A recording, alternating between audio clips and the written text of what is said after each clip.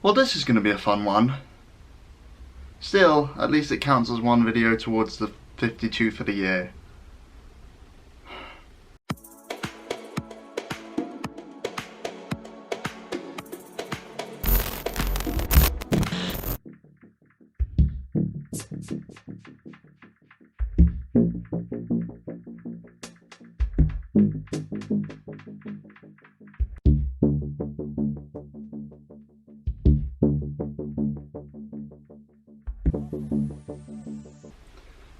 Hey all you Hillmaniacs, it's Hillmanator, and this video is going to be completely unedited other than that little bit just now. And essentially what I'm going to be talking about today is how the current situation with COVID-19, otherwise known as the coronavirus, is going to be affecting my time studying abroad, how it has already affected it, and whether or not I'll have to go home.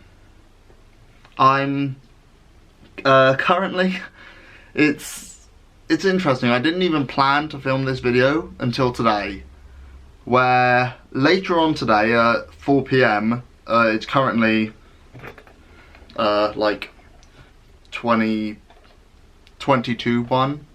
Yeah, that's right. And at 4 there's a meeting about whether people should go home or not. Just recommendations from the uni. I don't think it's anything like definitive, like you have to go home, but I know that a lot of unis globally are doing that.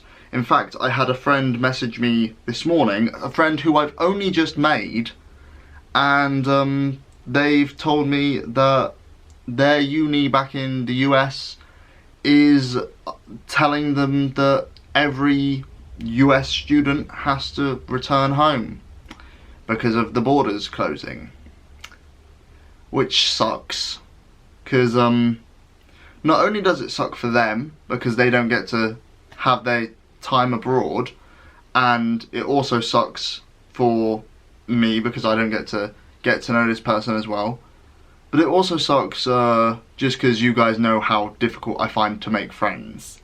And yes, that is a very selfish thing, but it's really difficult for me to get to know people and actually make friends, and it's even tougher now that everyone is trying to follow all of the recommendations and whatnot. So the good thing about Waikato Uni is every lecture, every seminar is recorded and uploaded to Moodle, which means that I don't really have to go to lectures, and even when I do go, they're more or less empty, or they're far emptier than they were last semester at least, because everyone can just watch them from home, which works out really well during the current situation. But it's still a bit of a pain, it's still annoying. Now, the reason why I don't want to go home myself is that, to be honest, I'd be more of a risk at home than I would be over here. In New Zealand, as of right now, there are about 8 confirmed cases of coronavirus. That's all. Back in the UK, there's nearly 1,400. Now, that would be fine and dandy if I was living on my own, because, you know, if I do get infected, I'm at such a young age that it's significantly unlikely that I would have any serious, like, debilitating thing come of it. But back home, my uni is completely shut. Lancaster's completely shut down. So I would have to go right back to Newport, where my family is. I'm living with my parents there. And my dad in particular has a very weakened immune system due to just having a whole bunch of various things wrong with him. So if I were to catch something back home, which we've already established is far more likely based on the fact that there are far more cases of the virus over there, then I'm far more likely to pass it on to someone who is immunocompromised themselves. Over here, I'm in an environment where I'm mostly surrounded by students. So even if I did manage to get the virus somehow, which is, we've already established, is far, far less likely, I'm only really going to pass it on to other students. Which, I mean, it's still bad, but, you know, one circumstance versus another, regardless, it's difficult. The fun thing, though, is with the raising of the borders, because if Britain decides to completely raise up its borders, then I won't have the money to buy a plane ticket, which means that I will be stuck over here until either Britain lowers its borders or my visa runs out in July. At which point I am no longer legally allowed to stay in this country, and then I don't know what's going to happen after that. So we have to hope that Britain aren't going to completely close their borders, because it's far better for me to stay over here than to go home. I've got a couple of friends back home especially who are very worried, which it's understandable. I've looked at the statistics.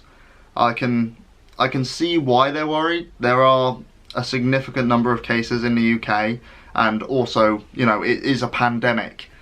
But at the same time, the people who are generally hearing from are mostly worried about their own health, but they're also at the young enough age that the virus has about a 0.2% chance of killing you, which I agree, yes, it's not ideal. You don't really want something to have a 0.2% chance of killing you, but it's still ridiculously unlikely.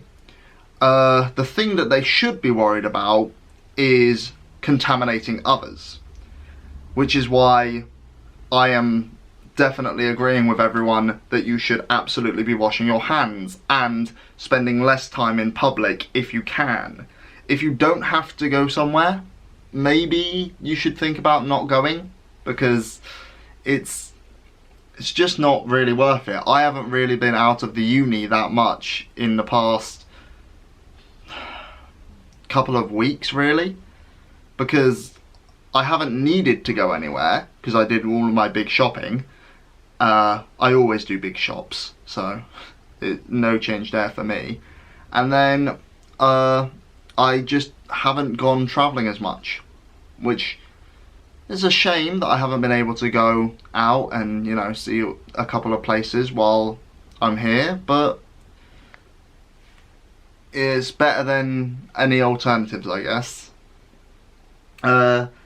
Yeah, just as long as you're taking basic precautions, then you should be alright, and the main issue is not contaminating other people. So washing your hands is a big deal. Not going everywhere just because is a big deal. A good piece of advice that I've heard from the uni is if there's a wide enough pathway and you can be like a meter away from people, especially strangers, you know, it's probably a good idea. Just, you know, keep your distance from people. I already do that because personal space. But see, that's the interesting thing. Corona for introverts. We've been prepping for this for years. Oh, what am I doing? The reason why I'm joking about it is because it's serious in some ways. The more serious things are, the more people tend to joke about them. At least that's what I found. That's why we have games like Cards Against Humanity. But the coronavirus, it does pose a genuine health risk to some people, which is why we need to be worried about not getting infected and not passing on the infection ourselves. Yeah, but for most of the people watching this, you are in a very young age bracket by the demographics of my channel. which means that you're probably not going to die from it. It's exceptionally unlikely. But if you do feel sick, if you do feel like you might have contracted it, if you've been in contact with people who you've later found out have it, then the most important thing you can do is self-isolate. It's to step back, go into your room. If you have a lock, you know, chuck that on so that people can't just come and go whenever they want. Just make sure that you've got all of the stuff you need, stay in your room, and then call a healthcare professional and tell them the symptoms you've got. If you're in the UK, that's either 999 or I believe 111 if it's not an emergency is a good idea. If you're in New Zealand, I'm not exactly sure of the numbers, but you probably are better informed than me, and also you can just look them up online if you don't know them. It's self-isolation is probably the biggest thing that you can do if you are feeling unwell. It's the best advice I can give. As for how it's affecting me in general, Lancaster haven't requested me to come back home yet. Waikato haven't told me to go back home yet. They're currently giving us the option to, but we would need to talk through things at the office. I don't want to go back home. I would rather stay for the time that I've got. I don't think that me going back home would achieve anything in terms of preventing spread of virus, and I don't think that me staying is going to harm New Zealand in any way, because I'm perfectly fine. So, I don't know. This has just been a kind of rambly video in general, hasn't it? But, try and put a positive spin on the end. There's one good thing that's come out of this coronavirus so far. One really good thing. Which you'll be able to use this knowledge well after the virus has faded away into obscurity. Just like swine flu, just like smallpox, just like the bubonic plague. You know, all of those other various things that were, you know, threats to humanity, and we survived. You will be able to tell who washes their hands on a regular basis based on who's complaining about it on Twitter. And that is some big brain energy. And with that, I'm going to leave this off here. I hope that you got something out of this video maybe. Stay safe, wash your hands. If you're feeling unwell, self-isolate, and look after yourself. Okay, thanks for watching all. I shall catch you next time.